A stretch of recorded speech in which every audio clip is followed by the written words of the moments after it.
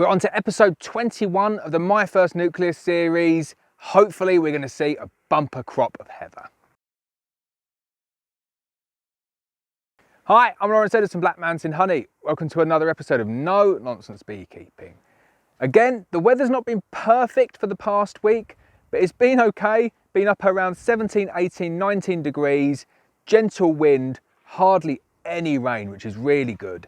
The heather is looking fantastic still though. So into the first week of September now. Normally I'd be saying, let's cut my losses. Let's get the heather off. Let's get the varroa treatments in. Let's get the feeders on. But the heather still looks really good. There's lots of nectar still coming in.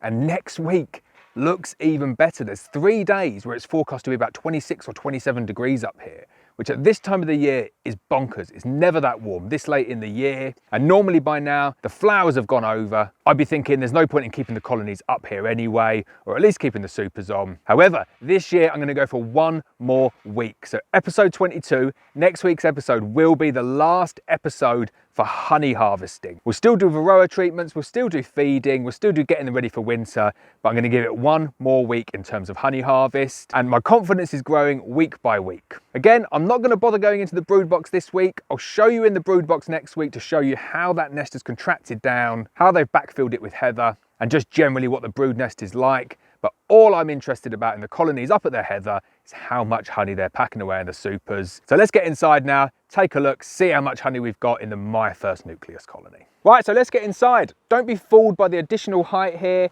We've got the National Deep, Queen Excluder, National Deep, empty feeder, and then the super that I put on for a few days and then took off because it was the wrong thing to do. Let's get inside the colony though. Maybe we're gonna see a nice full National Deep full of heather honey. So week on week, you can see the expansion in the colony. The queen, as soon as she got up here, she started laying. They've been up here now for around 4 or 5 weeks. And as I always say, it's that 4th to 5th week when you see a big increase in numbers. So this is what the top of the super looks like now, full to the brim with bees. And that is how you get a good yield of heather, is by having enough bees to bring in a big yield of heather. And I know that sounds really quite patronizing, but unless you've got the bees to do it, you can't get the honey. So it pays to have them big and strong at the beginning of the flows, and then you're going to get honey all the way throughout that flow. Hopefully up here though, we've timed it, got the colony up here just in time. They've boosted them up, got the strength going, and now we're going to start seeing some nice honey in between. Every single frame now though, completely full of bees. If you go back a few weeks, they weren't even up in this box, and then it got slowly bigger and bigger week on week. You can really start to see a big expansion in the numbers. Let's pull out some frames then, see if they're filling it up, see if they started capping it more importantly. Well, this is what we want to see. They've well and truly started capping it. That does indicate that the flow subsided a little bit. They don't really tend to move onto capping that quickly unless the flows come down a little bit. Also note the temperament of the bees, no way near as calm as they were last week. They were so calm, so busy last week, no capping at all. And now they're angry, they're tetchy, they're starting to cap, which does indicate that the flow is well and truly coming to an end. However, for the sake of a 1 week gamble, it's not going to do them too much damage in terms of additional varroa load. The temperature next week does look too good not to give this colony a chance. Over those 3 days where it's going to be 26, 27 degrees, and the fact that the flowers are still out, a little bit of a gamble, but let's see what happens. Certainly going to leave all of my other colonies up here as well. But look at that capping. This is typical of heather honey. Beautiful white capping wax. You can just tell this is really good quality, very pure heather honey. And the way that it goes on the hive tool, like I showed you last time. You don't always get perfectly white capping wax. For example, this one over here, that's all still pure heather. Just because it's not white doesn't mean that it's not heather honey. It's just indicative of heather honey. Same over here, really, really nice. You have to remember this colony here had a lot of foundation up in that National Deep.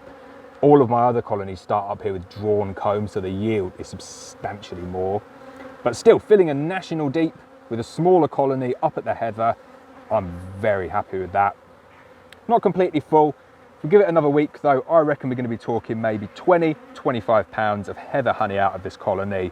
and you certainly can't grumble at that. So just look at the bees. They're so angry today. It's about 16 or 17 degrees here today. It's still relatively still, but a noticeable drop in temperature. And if next week didn't look good, I'd be harvesting this now, because I'd say they're tetchy, the flow has definitely stopped, the weather's not permitting. However, the two things and the two reasons that are making me leave this for one more week is the fact that when you look at the heather, it's still completely purple. Must be 70 or 80% still in flower. That doesn't mean everything though. It's the weather forecast next week, the fact that it's going to be so hot, and the fact that on the heather they only need a couple of days to get a really, really good amount of honey. For the sake of one more week, I'm definitely going to go for a little bit of a gamble. See if we can get that box full, but obviously the rest of my colonies up here, that's what I'm more concerned about. See if we can fill all of these boxes here.